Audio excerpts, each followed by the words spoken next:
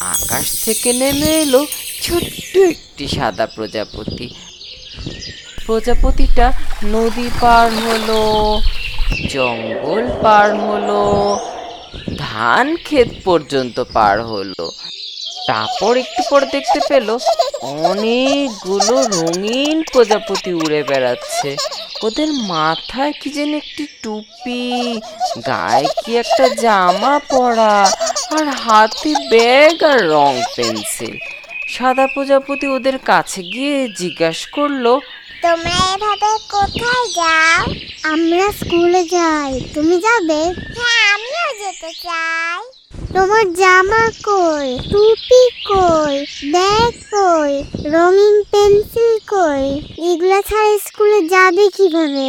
তাই তো, আমার জামা, টুপি, ব্যাগ, পেন্সিল কিছুই নেই। এখন কি করা যায়? উড়তে উড়তে সাদা প্রজাপতি হঠাৎ করেই একটা বাজারের মতো কি জানি দেখতে পেল। এই তো আমি বাজার পেয়ে গেলাম।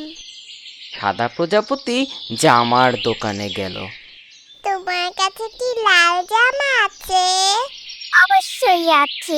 তুমি এখান থেকে যে কোনো একটা লাল ফুলের ড্রেস নিয়ে নাও। তারপর সাদা প্রজাপতি গেল টুপির দোকানে। বাহ, লাল জামা পেয়ে গেছি, এখন লাগবে নীল টুপি। তোমার কাছে নীল টুপি আছে? এখান থেকে পছন্দের একটা নীল টুপি নিয়ে নাও তুমি। এরপরে সাদা প্রজাপতি গেল ব্যাগের দোকানে। বাহ, নীল টুপিও পেয়েছি, এবার লাগবে সবুজ ব্যাগ। তোমার কাছে কি সবুজ ব্যাগ আছে? হ্যাঁ সোনামণি, সবুজ পাতার ব্যাগ নিতে পারো তুমি। সাদা প্রজাপতি এইবারে আসলো পেন্সিলের দোকানে। এখন শুধু আমার লাগবে হলুদ পেন্সিল। তোমার কাছে কি হলুদ পেন্সিল আছে? আমার কাছে অনেক পেন্সিল আছে, তুমি যে কোনো হলুদ একটা পেন্সিল নিয়ে নাও সোনা। আমি সব কিছু পেয়ে গেছি, এখন আমি স্কুলে যেতে পারবো। এরপরে সব প্রজাপতি একসাথে উড়ে চলল স্কুলের দিকে।